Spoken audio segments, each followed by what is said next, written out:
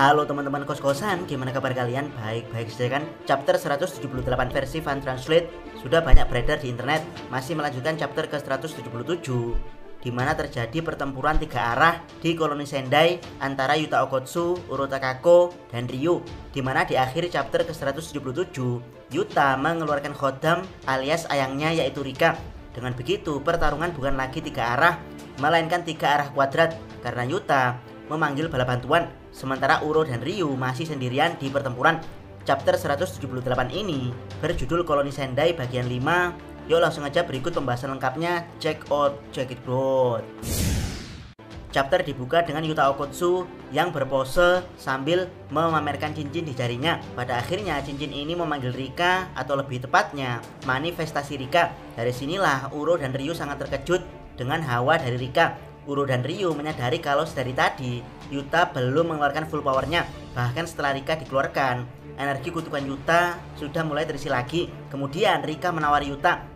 Yap, di sini diperlihatkan salah satu kemampuan dari manifestasi Rika, atau sebut saja Rika baru, yaitu menjadi storage alias gudang senjata bagi Yuta. Ini mirip seperti teknik 10 bayangan milik Megumi. Yuta kemudian menjelaskan kalau Rika adalah harddisk eksternal yang dibentuk menggunakan energi dan teknik kutukannya. Yap, karena Yuta terkenal punya energi kutukan yang luar biasa besar, jadi dia mampu membuat harddisk baru yang berisi energi kutukan dengan teknik kutukannya. Bahkan Yuta mampu memanifestasikan bentuk Rika dengan cukup sempurna. Yuta kemudian mengambil salah satu senjata kutukan yang ditawarkan Rika, di mana Yuta mengambil sebuah sarung tangan mirip robot. Entah seperti apa kekuatan sarung tangan ini, namun yang jelas Rika langsung maju mengincar Uro Takako. Uro Takako sendiri sudah bersiap menghadapi serangan Rika dan berniat mendistorsi ruangan di sekitarnya. Namun secara tak terduga, Yuta menggunakan teknik curse speech milik klan Inumaki. Yuta mengatakan jangan bergerak. Uro Takako sempat menutup telinganya, namun curse speech tetap memaksa Uro Takako untuk tidak bergerak. Dia pun tidak bisa melawan dengan mendistorsi ruang karena tangannya menutupi telinganya. Jadilah Uro Takako menjadi samsak tinju Rika dan Yuta. Ryu sendiri melihat kesempatan emas ini karena 3 musuh berada di jarak serangnya. Dia pun mengeluarkan Granite Blast untuk bersiap menyerang ketiga musuhnya. Namun Rika melakukan tag team dengan melempar Yuta menuju Uro Takako, sementara Rika menangkis serangan Granite Blast tersebut. Ryu begitu kagum karena Rika mampu menangkis serangan Granite Blast dengan tangan kosong layaknya Yuta. Namun ternyata Rika masih merasa kesakitan dengan serangan tersebut. Dia pun marah dan langsung membogem wajah Ryu. Belum selesai, Rika berpindah dengan cepat untuk kembali meninju Ryu. Namun Ryu ternyata sangat kuat, di mana dia dengan cepat balik meninju Rika terlebih dahulu. Tinjunya sangat kuat sampai-sampai Rika terpental hebat. Seperti biasa, Ryu yang seorang maniak bertarung malah kegirangan melihat betapa kuatnya Rika. Sementara Yuta menggunakan teknik baru lagi. Dia mencabut beberapa helai rambutnya, di mana rambut-rambut tersebut berubah menjadi Shikigami mini Rika yang berbentuk mirip kelelawar. Sebut saja Shikigami ini sebagai mini Rika. Yap, serangan ini sangat mirip dengan serangan belatung kematian milik Kuro Urushi. Kalau Abdikos boleh menebak, jika Rika besar yang saat ini menghadapi Ryu adalah harddisk eksternal dengan kapasitas luar biasa besar, maka mini Rika ini adalah flash disk dengan kapasitas yang lebih kecil. Uro pun menghadapi serangan aneh dari Yuta tersebut sambil meneriakkan kebenciannya terhadap klan Fujiwara. Uro Takako mendistorsi ruang kemudian menginjak-injak mini Rika. Uro Takako kembali meluapkan kebenciannya pada klan Fujiwara, di mana sebagai mantan skuad pembunuh di klan Fujiwara, Uro Takako rela melakukan pekerjaan assassin, yaitu harus bersembunyi dalam bayangan, bahkan rela tidak memiliki nama. Semua itu demi kesetiaannya pada klan Fujiwara.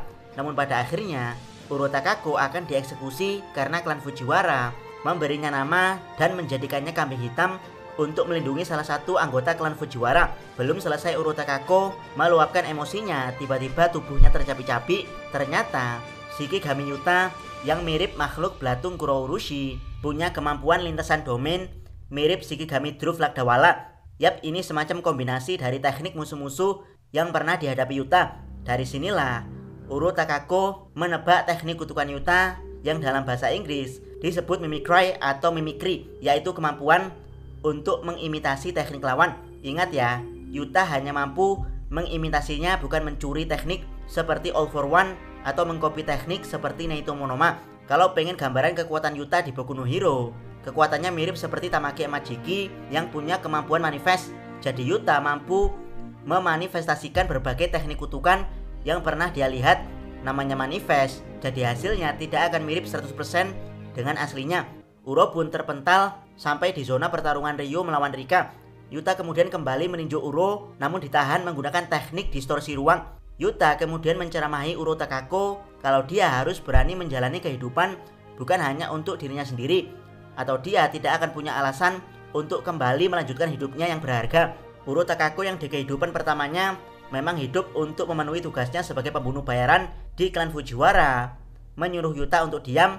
Yap, di sini Uro Takako yang mengira Yuta berasal dari klan Fujiwara begitu terkejut karena perkataan Yuta sepertinya mirip dengan perkataan seseorang yang begitu dia hormati dan sudah Abikos teorikan sebelumnya kalau sosok tersebut kemungkinan adalah Sugawara no Michizane. Yap, dari sini Abikos sedikit paham bagaimana penderitaan Uro Takako di kehidupan pertamanya yang membuatnya menolak mati dan memilih dibangkitkan kembali di Cooling Game oleh Kenjaku.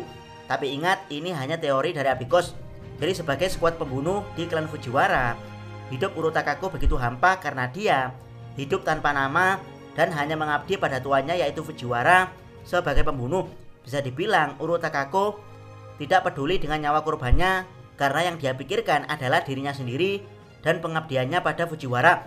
Kesetiaannya pada Fujiwara membuat Uro Takako yakin kalau inilah jalan hidupnya. Namun suatu ketika klan Fujiwara mengkhianati kesetiaan Uro Takako, di mana salah satu petinggi Fujiwara menjadikan Uro Takako kambing hitam untuk menghindari hukuman. Dari sinilah Uro Takako mulai membenci klan Fujiwara. Namun sebelum Uro Takako dihukum mati, ada seseorang yang kemungkinan adalah target pembunuhan dia, yaitu Sugawara no Michizane, balik membantu Uro Takako sehingga Sugawara dieksekusi demi melindungi Uro Takako. Sugawara kemudian mengucapkan kata-kata terakhir seperti yang dikatakan Yuta pada Uro Takako di chapter ini, yaitu Uro Takako tidak boleh egois dan hanya hidup demi dirinya sendiri. Uro Takako tentu marah pada Michizane karena hidup untuk diri sendiri adalah alasan kenapa dia bisa bertahan hidup di era Heian meski pada akhirnya dia dikhianati klan Fujiwara. Barulah setelah Sugawara dieksekusi, Uro kembali merenungkan kehidupannya serta kesetiaannya pada Fujiwara. Dia pun memilih untuk menjalani kehidupan kedua demi mendapat jawaban dari ceramah Sugawara sebelum kematiannya. Dan kini ceramah tersebut kembali diucapkan Yuta. Saat Yuta dan Uro masih sibuk dalam drama tidak bisa move on dari masa lalu, Ryo yang haus pertarungan langsung meneriaki keduanya untuk diam. Ryo kembali mengingatkan kalau tujuan mereka berada di Cooling Game bukan untuk saling curhat, melainkan untuk bertarung. Yuta, Uro, dan Ryo pun kembali serius bertarung. Ketiganya langsung mengeluarkan perluasan domain secara bersamaan. Seperti yang Abikos jelaskan di spoiler, kemungkinan domain Yuta adalah domain modern yang berfokus ke pasti kena dan pasti bunuh. Sementara Uro dan Ryo yang seorang penyihir kuno, domainnya berfokus ke pasti kena. Ini menarik karena domain pasti kena biasanya berfokus ke memerangkap target ke dalam domain, bukan untuk langsung membunuhnya. Yap, apakah domain semacam ini bisa mengatasi domain modern yang berfokus ke memerangkap sekaligus membunuh? Entahlah, menarik untuk kita nantikan minggu depan. Jangan lupa subscribe channel Takos dan jangan lupa share video ini. Sabiko salam Mi.